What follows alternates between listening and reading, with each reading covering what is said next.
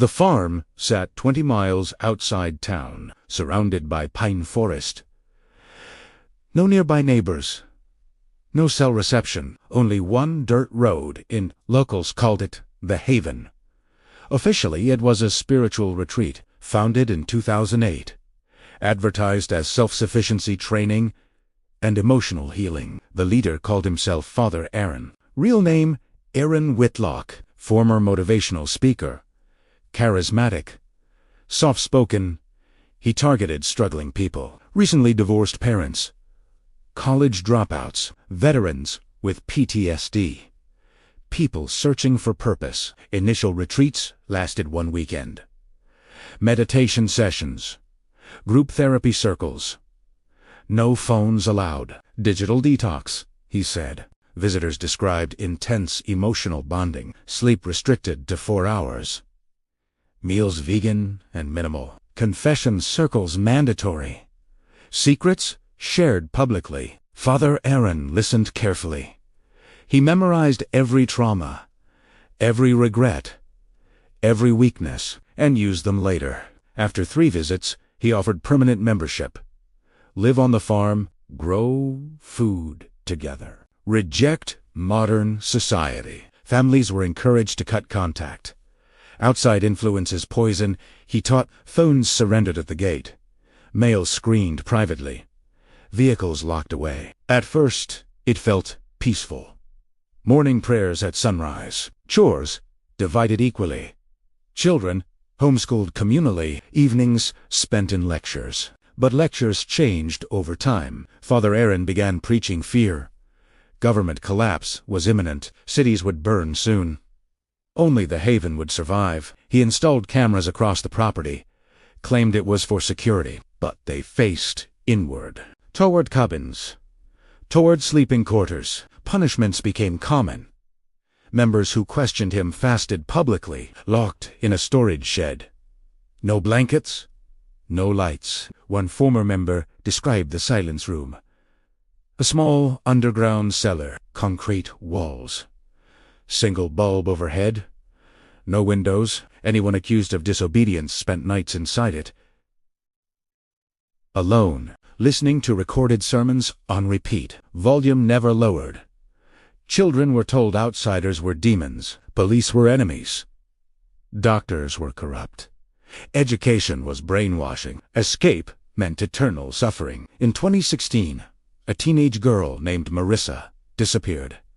Her parents said she ran away. Father Aaron said she betrayed the group. Members were told not to search, but some heard screams that night from beneath the farmhouse. 2 members attempted to leave months later. They were found at the property gate, dragged back publicly, accused of treason, forced to confess imagined sins. Beatings were disguised as cleansing, bruises hidden under long sleeves, medical treatment forbidden, pain framed as purification, doubt framed as disease, financial control tightened next. Members signed over savings. Life insurance policies transferred, property deeds reassigned. All in the group's name. Father Aaron's cabin grew larger. New generator installed privately. Satellite internet hidden inside. While others lived without electricity, without communication. In winter of 2019, a former member contacted authorities. Anonymous tip. Allegations of abuse, possible unlawful confinement. Sheriff deputies visited the farm. Father Aaron welcomed them warmly. Members stood smiling behind him. All claimed they were happy. No one asked for help, because cameras were watching, and the silence room was waiting. Months later, a wildfire swept through nearby forest. Evacuation orders issued countrywide. Deputies returned to the property. The gates were locked. No one answered at first. When officers forced entry, cabins were empty. Beds neatly made, personal belongings gone. Food still on tables. The underground cellar was open. Concrete floor stained dark. Chains bolted into the wall. Recording speaker still humming faintly. But no people anywhere. The farmhouse basement revealed more. A hidden, reinforced room. Soundproofed walls. Heavy interior locks, no windows. Authorities searched for weeks. No bank activity, no passport use, no vehicle registrations found. The group vanished completely. The farm remains abandoned today. Pine forest slowly reclaiming it. Cameras still mounted. Wires cut cleanly, pointed inward. Locals say lights appear sometimes in the main cabin. Even though power lines are gone, even though generators were removed, even though no one lives there, and on certain nights, if you stand near the cellar entrance, you can hear a faint voice repeating, "Outside influence is poison, over and over." The compound sat beyond Tucson's outer limits, past paved roads, past gas stations, deep into open desert, where heat distorted the horizon. It called itself the Ascension Light. Founded in 2012, marketed as spiritual, blending prophecy with preparedness. Drawing followers nationwide. Its leader was Daniel Harlow, former radio preacher.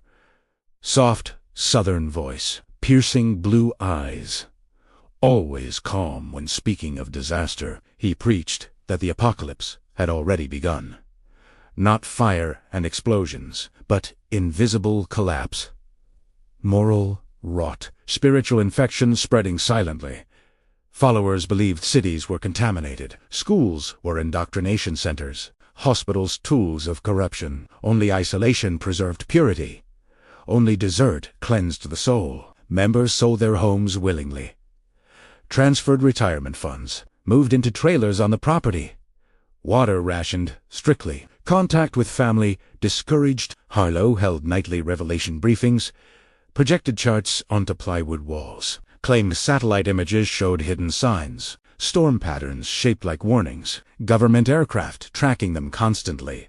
Sleep schedules shifted slowly, 3 hours per night, followed by dawn labor. Digging trenches, building underground shelters. He called it Preparation Phase 2. Phase 1 had been gathering. Phase 2 was pure. Phase 3, he said, would require sacrifice. Children stopped using their birth names, assigned new spiritual identities, taught that former lives were dead. Parents corrected if they slipped. Individuality discouraged entirely. Punishment was public confession, standing in the central yard. Accused of harboring doubt, crowd chanting softly around them, pressure building until tears fell. Food became conditional. Those who questioned doctrine fasted. Water reduced for known sun exposure used deliberately.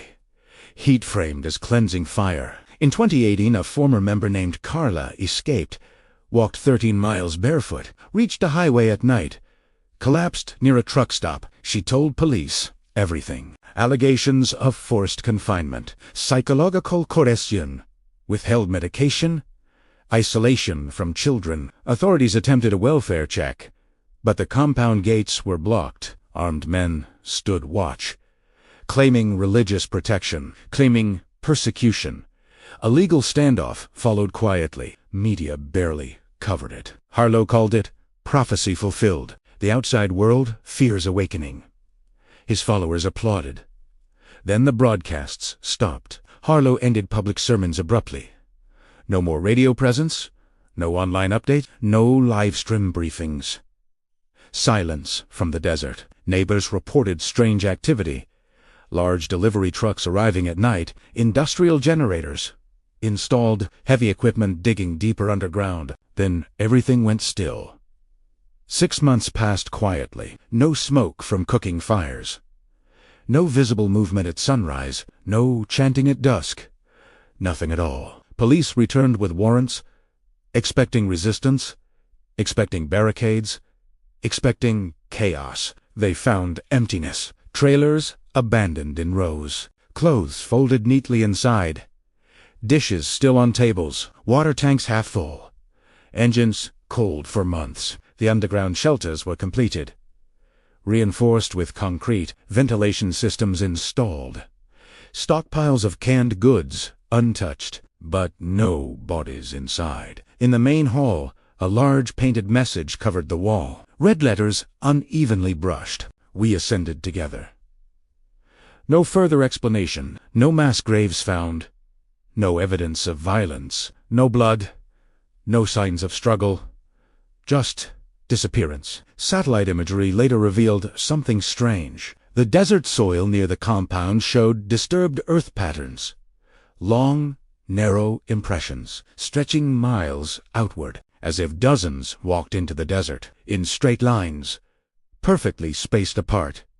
No overlapping footprints, no return paths visible. The lines faded into open sand. Wind erased what remained. No bones ever recovered. No clothing discovered. No trace at all. Years later, hikers reported hearing chanting at dusk, low and rhythmic, carried by desert wind. Though the property remains empty, and sometimes at night, lights flicker beneath the ground.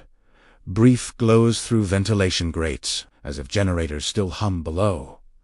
As if someone is still preparing, because according to Harlow, the apocalypse wasn't coming. It had already happened, and those who understood it simply stepped out of sight. The church stood in rural Tennessee, white paint peeling slowly, wooden cross above the entrance, gravel parking lot always full, doors never locked. It called itself the Open Covenant. Founded in 2003. Marketed as Radical Honesty Ministry. No hierarchy, they claimed. Only truth and accountability. Its pastor was Michael Reeves, former youth counselor. Soft voice, gentle, a smile, unshakable eye contact. He preached transparency above all else. Secrets were spiritual poison. Privacy was selfishness. Confession brought freedom.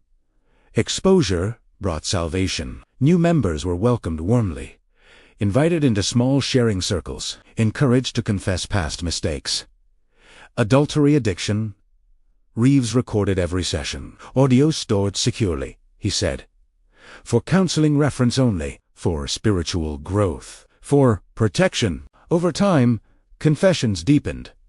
Financial fraud, illegal acts, unreported crimes, family secrets buried for decades, members signed integrity agreements, allowing leadership oversight, bank accounts reviewed, phone records examined, internet activity monitored. No one was forced, technically, but refusal meant suspicion. Suspicion meant public questioning. Public questioning meant humiliation. Humiliation meant isolation. Reeves held truth nights monthly. Entire congregation gathered inside, lights dimmed deliberately. Spotlight centered on one member, confession demanded openly. Crowd pressure was overwhelming, friends staring silently. Family seated behind them, Reeves guiding gently from the stage. Always calm. Those who resisted were confronted privately, reminded of recorded confessions, reminded of signed agreements, reminded that authorities disliked dishonesty. Reputation was fragile. Gradually, control tightened. Members sought approval constantly. Career decisions required blessing. Dating required supervision. Marriage required leadership consent. Children were raised within the church. Homeschooled through ministry materials, taught that outside friendships were dangerous. Public schools labeled corrupt. Secular influence discouraged. In 2015, a member named Jacob tried leaving, quietly stopped attending services, blocked church contacts, refused meetings. Within days, rumors spread. Anonymous tips sent to his employer. Allegations of misconduct surfaced online. Old confessions leaked selectively. Social media filled with accusations. Jacob lost his job. His fiancée ended the engagement. Neighbors avoided him. Police questioned him about past admissions, though no charges were filed. He returned to church 3 weeks later, publicly apologized for rebellion, thanked Reeves for correction. Congregation applauded softly. Forgiveness granted conditionally. Others noticed the pattern.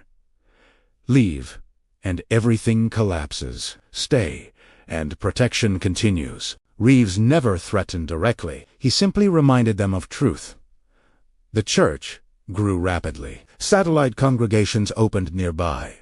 Online sermons streamed nationally. Books published on spiritual transparency. Donations increased dramatically. Behind the stage wall, a secure server room operated quietly. Encrypted storage devices stacked neatly. Thousands of confession files archived, labeled by name and date. A volunteer technician discovered it accidentally. While repairing audio equipment, he saw folders categorized by severity. Green for minor sin, red for criminal admissions. He copied nothing and told no one. But 2 weeks later, his house burned down mysteriously. Electrical fault, officials said. The technician moved out of state, never returned calls, never attended church again. No legal case followed. No investigation pursued. In 2021, a former elder contacted authorities, claiming blackmail and coercion, providing partial documentation, requesting anonymity. Police began a quiet inquiry. Reeves cooperated fully, presented signed agreements willingly. Members testified happily. No one accused him publicly, because the doors were never locked. No chains, no fences, no armed guards. Only secrets, and secrets are stronger than walls. Today, the church still operates services every Sunday morning. Community outreach programs expanding. Online following growing steadily. Reeves still smiling gently. Visitors describe it as welcoming. Warm handshake at the entrance. Soft music playing. Coffee brewing in the lobby. Doors open wide. They never lock them, because they don't need to. Once you confess everything, you don't belong to yourself anymore.